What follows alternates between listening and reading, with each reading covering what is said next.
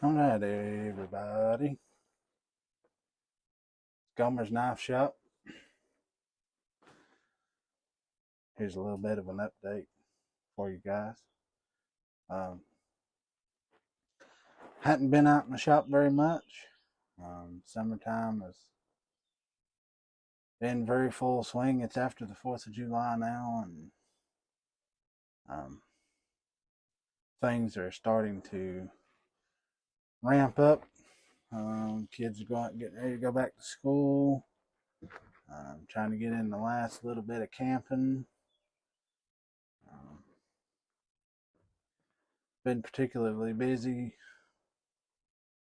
Um, August is coming up, so bear chase season is with dogs is starting to will be 1st of August. I hadn't got really anything in the books yet. I've been working on it. Been trying to enjoy family time as much as I can. This video may not be particularly interesting for a lot of you. But yeah, that's a little bit of an update on that.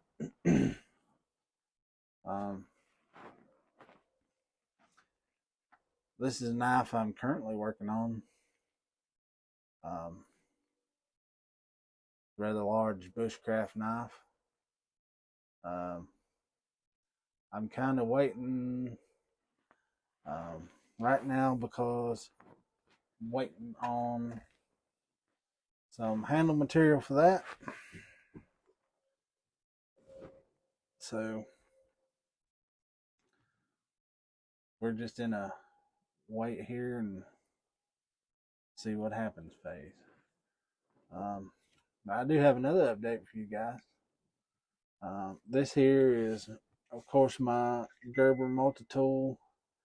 Y'all all know that. Watch that video. But I have a pretty important update about this. Y'all may can see a little bit of a difference here.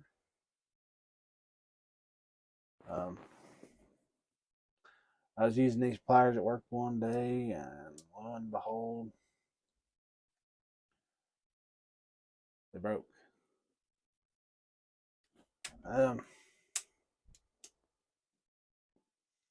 The best I can tell, or well, I found the other piece. This piece right here has broken off of this piece, which comes up here and meets with this piece. I don't know how well y'all can see that. But it kind of stops like this one does. I don't know if y'all can see that or not. Yeah, that one stops right there. That one does not, because that little piece is broke off. So I'm down a multi-tool. Sad that it happened. I'm sad that it happened because I use these things more often than I would like to admit.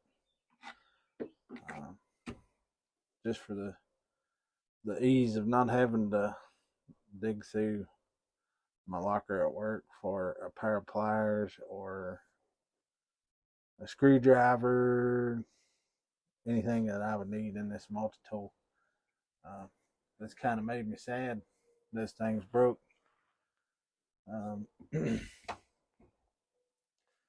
I've got another update here. I think this is week 3 since this video has come out.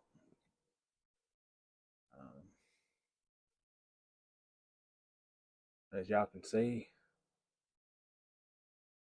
I've used this knife pretty good. Starting to get a little bit of surface rust on it. I don't know how well y'all can see that. They're making it out.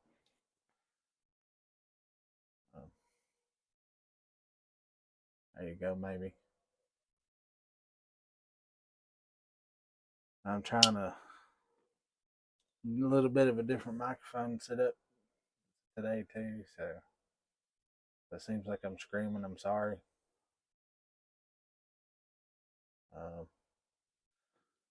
this blade right here has actually changed colors.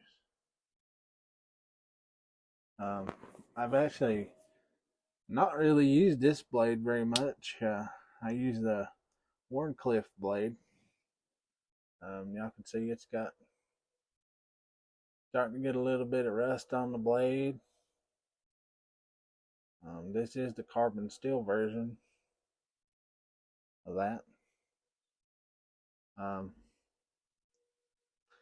know some people call it patina and all that stuff.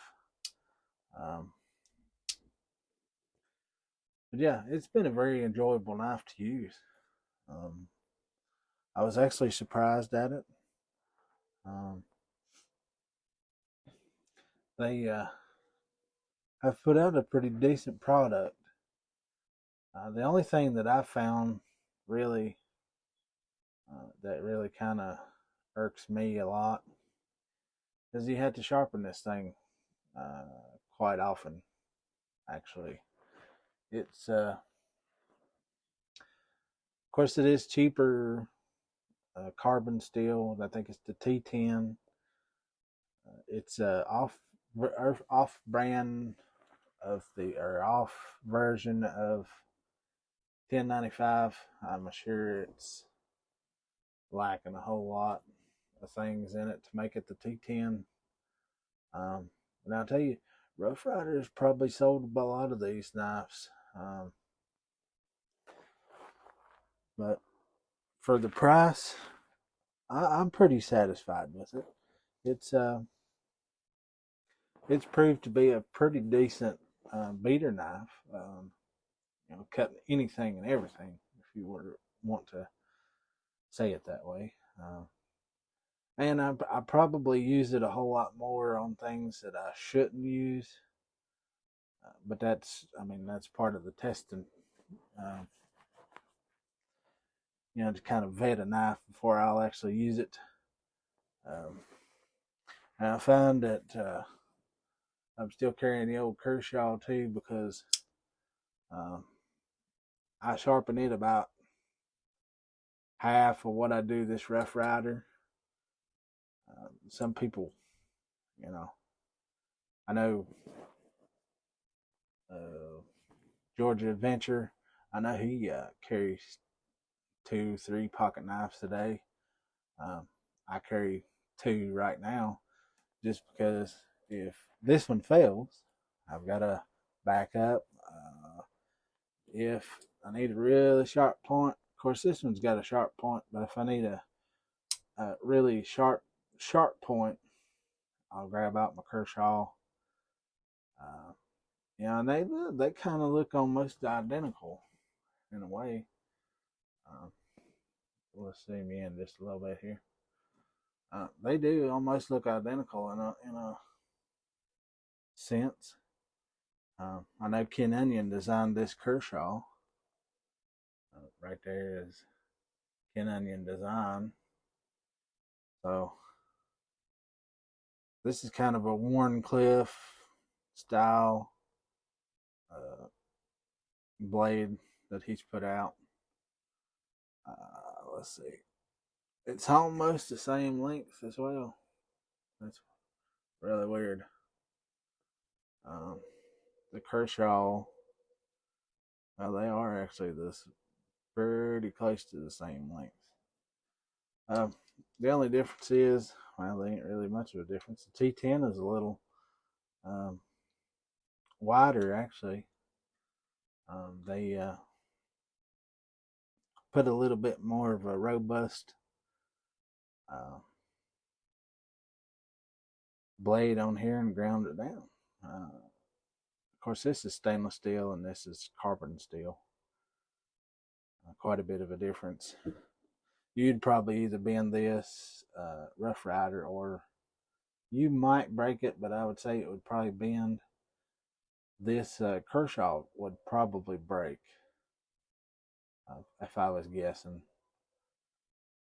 And I don't use it to pry with. The Rough Rider, I've pried a little bit with it. I didn't want to break it because I wanted to actually test and see how well it held up to my daily life anyway. I've used it in the garden this year a little bit. I've cut some things, some zip ties, cardboard. Done quite a bit with it. But like I said, that's just a little bit of an update for you guys. My workshop's a mess. I've not really done anything in here in a while. I've had other projects going, camping and family and stuff has kind of taken the driver's seat, but that's okay.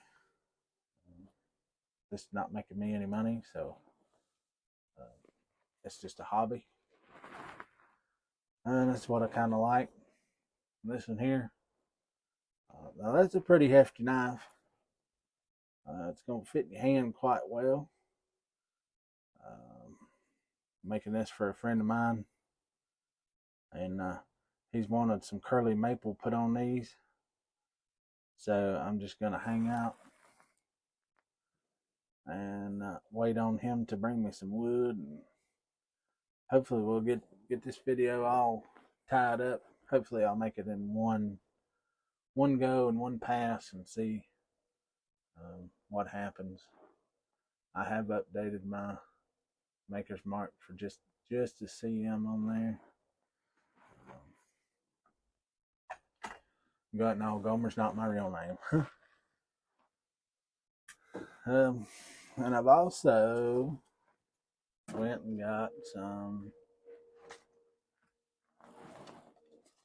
sanding belts. These are 120 grit Warrior. They come from Harbor Freight. I got a little bit finer grit this time, 120 grit. The 80 grit that's on there has been on there since I bought that belt sander, benchtop belt sander, and I really liked it, so I went back and got more 80 grit. Of course, if you know what you like, that's what I'm going to stick with. Of course, this is aluminum oxide, and this 80 grit that's on here is aluminum oxide. Let me show you. Let's see here. This one here is aluminum oxide as well. There is quite a bit of difference between the two, but that's fine. I have used the far out of this one. It's not at all rough anymore. And I find that this right here, I don't know if y'all can see that or not, but that right there, where they put those things together, there's a big hump right there in that thing. Now there's nothing left there at all as far as sand and paper, just because it hits first. Wherever it hits, it's the first thing that hits. And I also got some, let's zoom back out, go back this way. So I also got some 40 grit. I'm not even sure, I don't even remember what type and style this is. But this one here is made different. These ones that I picked up, they've not got that kind of funky hump in it.